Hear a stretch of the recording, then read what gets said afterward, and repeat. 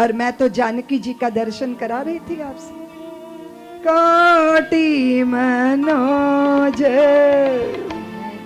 वो कौन है, वो कैसे है? कभी देवियां ये नहीं कहती थी कि घर का आटा खत्म हो गया। क्या कहती थी? आटा बढ़ गया। और ये कहते थे दुकान बंद करके दुकान बढ़ा दी। ऐसे ही बात की जाती थी ना। हमारे शब्दों में भी संस्कार था, हमारे शब्दों में भी धन्यता थी।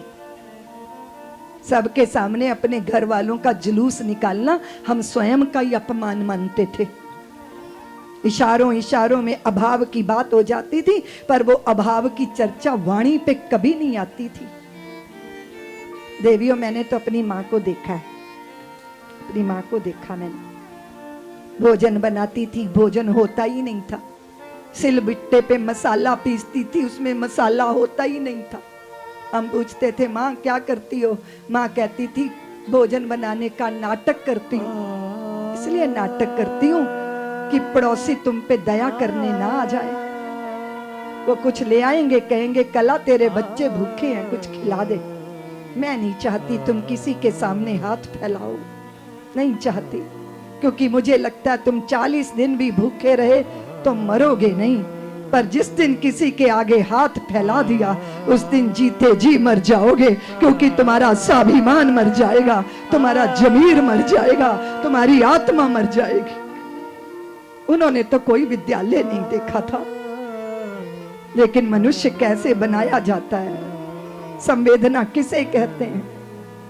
हमने कोई प्रवचन नहीं सुने थे देवियों, लेकिन हर 15 दिन के बाद एक वृद्धा आती थी जो भिक्षुणी थी, भिखारिन थी। उनके चेहरे पर ऐसी सलबटें थी जैसे किसी बिस्तर पे किसी ने कुश्ती की हो और चादरें सिलबटों से भर जाए।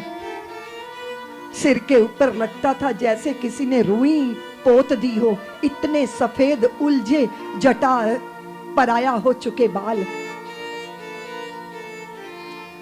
हमारे पिताजी का स्वभाव थोड़ा कठोर था।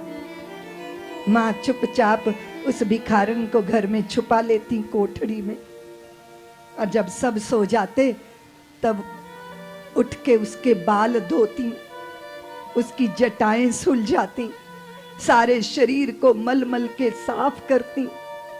सर्दियों के दिन होते हम रजाई में नन्ही आंखों से इस दृश्य को देखते रहते।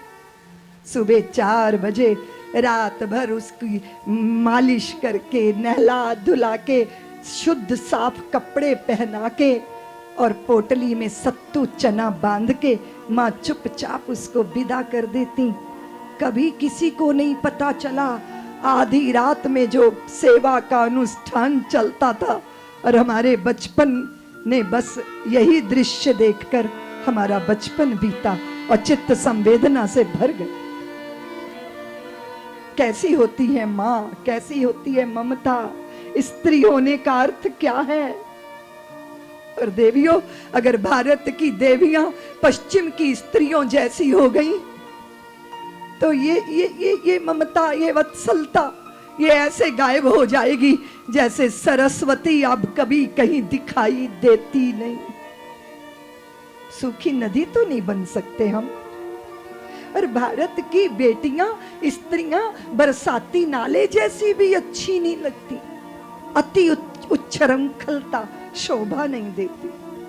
शील जब हृदय में हो और चेहरे पर संतोष हो, तुम साधारण वस्त्रों में भी इतनी अद्भुत लगती हो कि तुम्हारे सामने स्वर्ग की 1000 अप्सराओं को कुर्बान किया जा सकता है, क्योंकि तुम्हारी आभा तप की आभा है।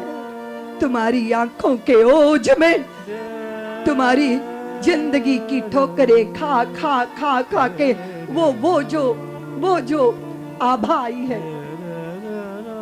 और कदाचित मैंने जब पश्चिम की स्त्री को देखा तो वो सीधी सपाट है, वो पुरुष की कार्बन कॉपी है, वहां स्त्री जैसा कुछ भी नहीं। और अगर पुरुष को गणित पर, गणित के केंद्र में स्थापित होना है तो स्त्री को काव्य के केंद्र में स्थापित होना। इसलिए भारत की देवियों, अपनी बेटियों को पुरुष की कार्बन कॉपी मत बनने देना, नहीं तो धरती बड़ी सूखी हो जाएगी, बड़ी नीरस हो जाएगी। क्योंकि धरा तो तुमसे ही सरस है, तुम्हारे प्रेम से, तुम्हारी करुणा से, तुम्हारी लोरियों से और तुम्हारी विवशता के इन आंसुओं से। और याद रखना देवियों, तुम्हारी आंखों के ये आंसू अगर किसी पापी की वजह से आंखों में आते हैं तो वो पापी कभी चैन से सो नहीं सकता, क्योंकि उसने देवियों को रोने को विवश किया। हाँ, तुम्हारी आंखें विवशता के आंसू ना बहाएं, तुम्हारी आंखें तप के, आनंद के, प्रेम के, समर्पण के, जीवन भर का सुवर्ण देकर भी करता मन, दे दूं कुछ और अभी, दे दूं कुछ और अभी। तन अंगीकार करो, मन स्वीकार करो, लोभ मोह छोह लेकर प्राण निर्विकार करो। प्रति पल प्रतियाम दूं, सवेरे दूं, शाम दूं, जप तप पूजा प्रशमन देकर भी करता मन, दे दूं कुछ और अभी, दे दूं कुछ और अभी। भक्ति भाव अर्जन लो, शक्ति साध सर्जन लो, अर्पित है अंतर मन आम का विसर्जन लो। स्वप्न लो, जागरण लो, चिर संचित श्रम साधन देकर भी करता मन, दे दूं कुछ और अभी। भारत की देवियों का आंचल जब बड़ा होता है और उस ममता के आंचल में अपने जाए ही नहीं पराए भी समा जाते हैं, तब भारत की देवियां साक्षात जगदम्बा लगने लग जाती हैं। इसीलिए देवियों, जरा जानकी जी को देखिए, बहुर बदन विदु अंचल ढाकी, बहुर बदन विदु अंचल ढाकी। देखिए, जो आगे आगे राम जी जा रहे हैं और लखन जो है वो पीछे है, बीच में जानकी है। तो ज्ञानियों ने कैसे देखा, कैसे देखा? उभय बीच सिया सोहती कैसे, उभय बीच सिया सोहती कैसे। ब्रह्म जीव बीच माया जैसे, ब्रह्म जीव बीच माया जैसे। तापस भेष में साक्षात कामदेव रति सहित चले आ रहे हैं, ऐसा ही दर्शन भगवान का हो रहा है।